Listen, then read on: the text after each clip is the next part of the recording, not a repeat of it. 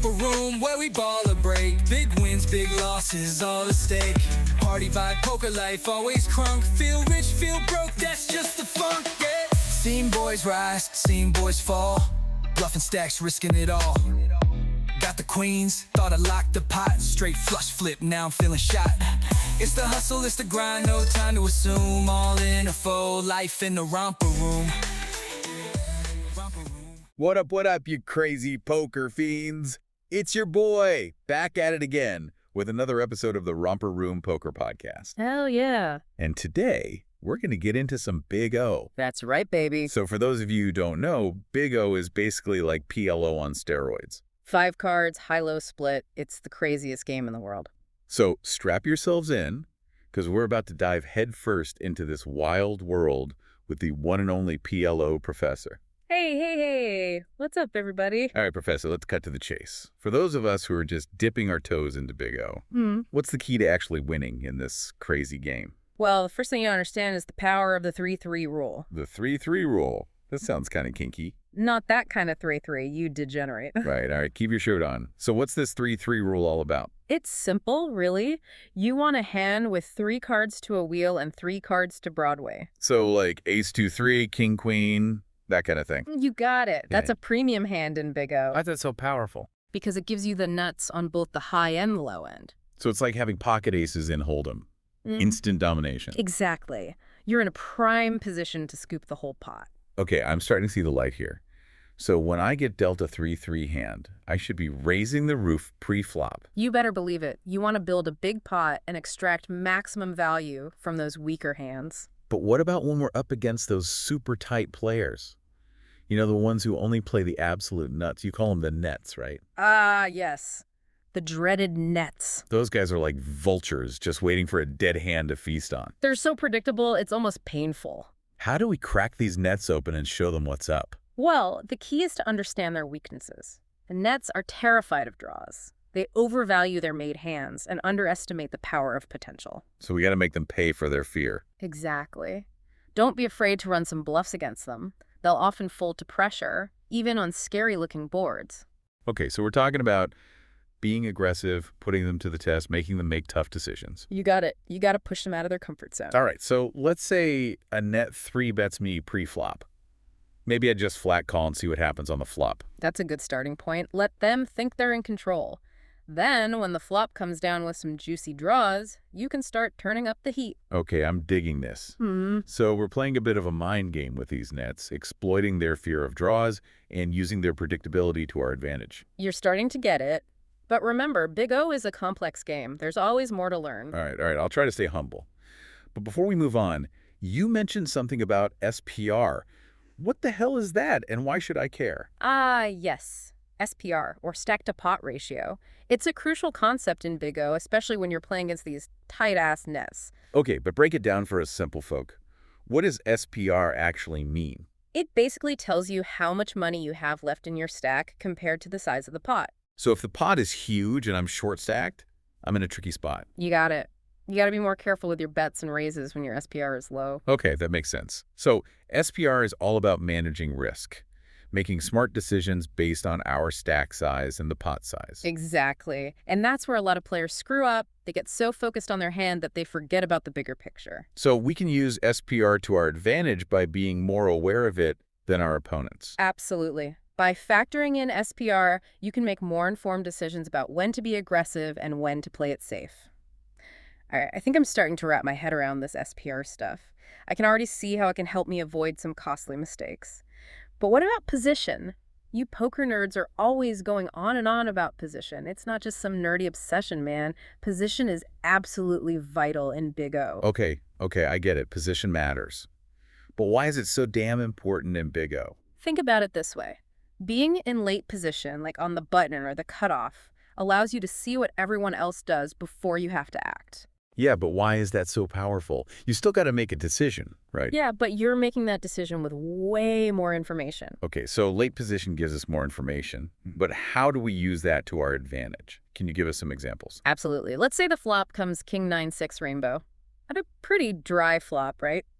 And you're on the button with Ace King 3-4-7. Checks to you. What do you do?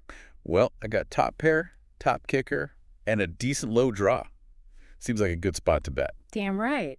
You bet for value, you bet to protect your hand, you bet because you're the big dog in position. Right, right. So even with a marginal hand like that, being in position gives us the leverage to make a strong play. Exactly. It allows you to represent a wider range of hands, put more pressure on your opponents. They got to start guessing what you have. Gotcha, gotcha. So we can use position to bet for value, but what about bluffing? Can we also use position to bluff more effectively in Big O? Oh, hell yeah. Let's say the flop comes queen, queen 3. Completely whiffed it. You're on the button with ace 10, 9, deuce 4. Just air, but you can still bet. Wait, seriously? Bet with nothing? Yep. A small bet there can often take down the pot. Why would they fold to a bet if the board is so scary? Because they're out of position, they don't know what you have. You could have a queen, or a set, or even a straight. They're more likely to fold when they're facing a bet and they have to act first. Damn, that's crazy. So we can use position to create pressure, make our opponents fold even when we have nothing. You got it. Position is like a superpower in Big O. All right, I'm starting to see how powerful this whole position thing can be. It's like having an extra weapon in our arsenal. But we've been talking a lot about playing against tight players. What about when we're up against those loose cannons? The guys who are splashing around and chasing every draw?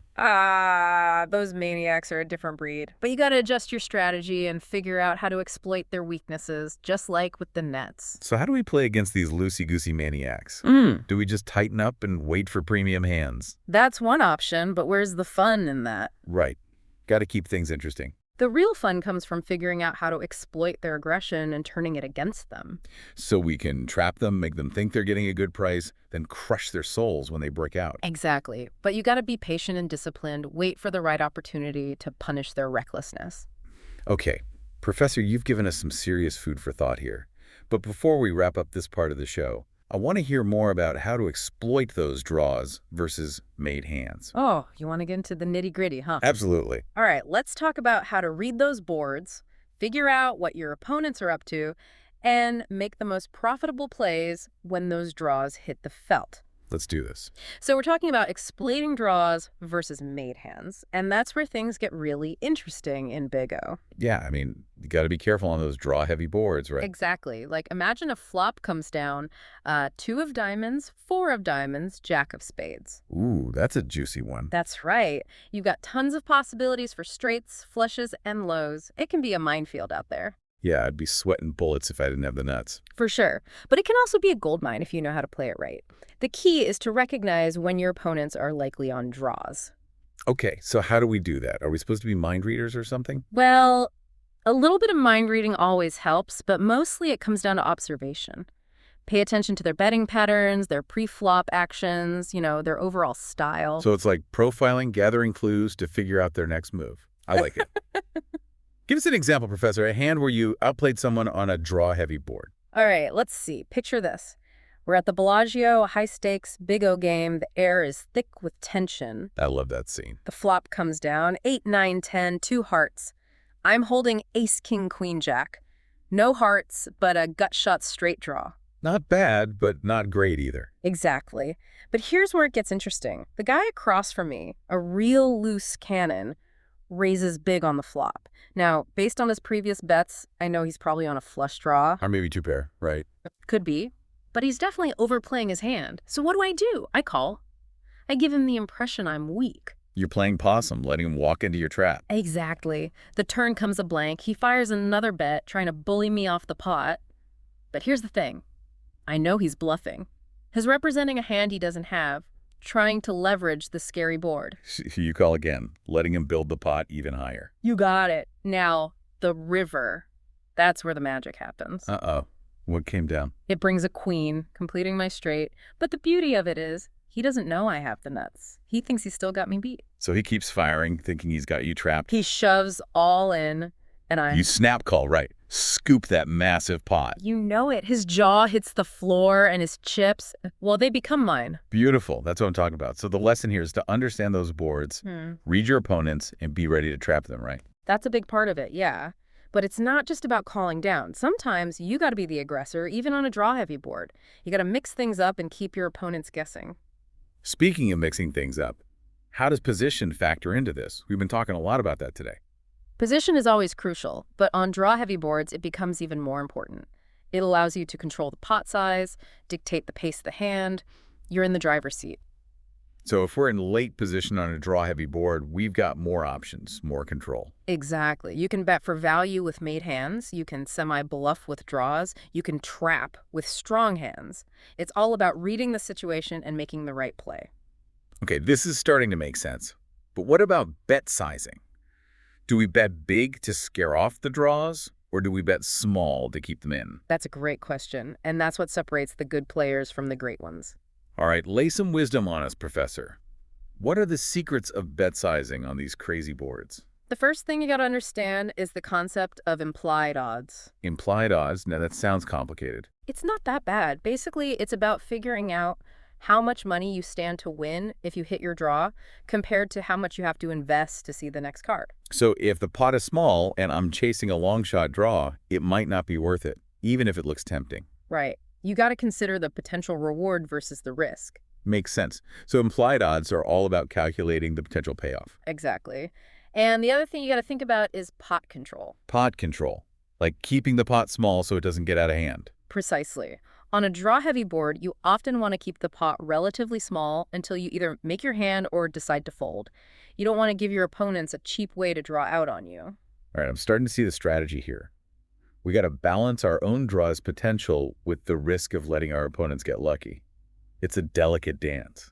It is. It's all about finding that sweet spot, that perfect balance between aggression and caution.